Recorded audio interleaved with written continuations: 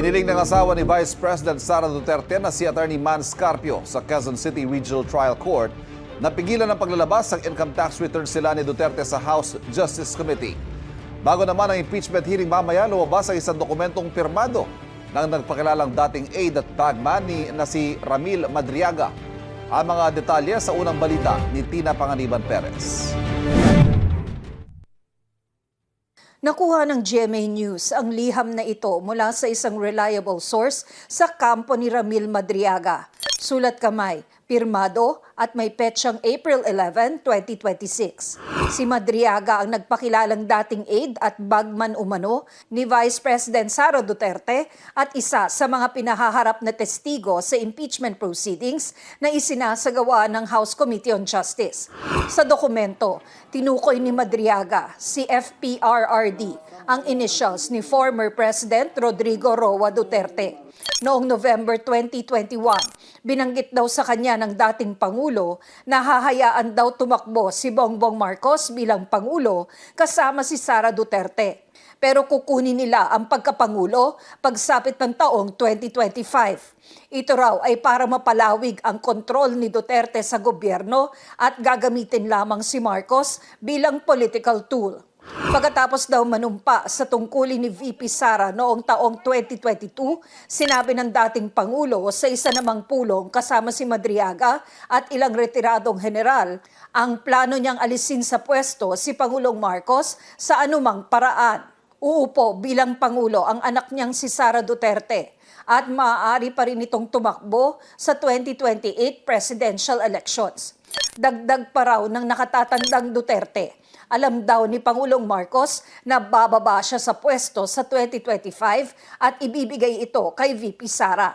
Kwento ni Madriaga, bago mapatalsik si Marcos, magkakaroon ng mass resignations ng government officials, mga rally, pagpaslang ng mga opisyal ng gobyerno, civil disobedience at pagsalakay sa Malacanang Palace na mga kinuha nilang mga grupo at individual.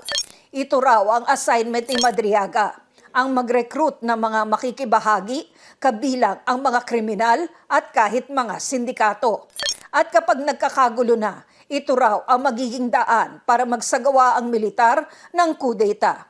Kung hindi raw kusang bababa sa pwesto si Marcos o mag-excel sa Amerika, papatayin daw ito. Hinihinga namin ang reaksyon dito si Vice President Duterte, pero dati na niyang itinanggi na nagtrabaho sa kanya si Madriaga. All systems go na sa hearing na isasagawa ng House Committee on Justice sa impeachment complaints laban kay Vice President Sara Duterte. Isa si Ramil Madriaga sa mga haharap at sasagot sa clarificatory questions ng mga kongresista. Tinanong namin kung kasama ito sa mga tatalakayin. If it is irrelevant to the accusations against the Vice President, particularly dito po sa misuse of confidential funds, tingin ko hindi po yun maisasama doon po sa mga pwede pong pag-usapan. Mahalaga po na we remain focused on the specific allegations relating to the impeachable offenses against the Vice President. Pag hindi po ito within that parameter, hindi po yun dapat talakayin po ng komite. Nag-inspeksyon na ang NBI at BJMP kasama ang ilang security personnel ng Kamara sa pagdarausan ng hearing bilang paghahanda sa pangangalaga sa seguridad ni Madriaga.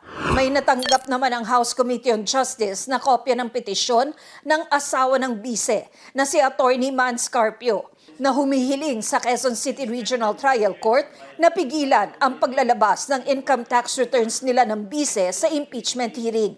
Maliban daw kasi sa walang jurisdiksyon ng House Committee on Justice, labag din daw ito sa right to privacy ni Carpio na walang kinalaman sa impeachment. Pero kinontra ito ni Ridon. Hindi po yung totoo. Kasi ITRs are public documents. Kailangan pong makita kung meron po bang unexplained wealth ang atin pong pangalawang Pangulo. Ito ang unang balita. Tina Panganiban Perez, GMA News.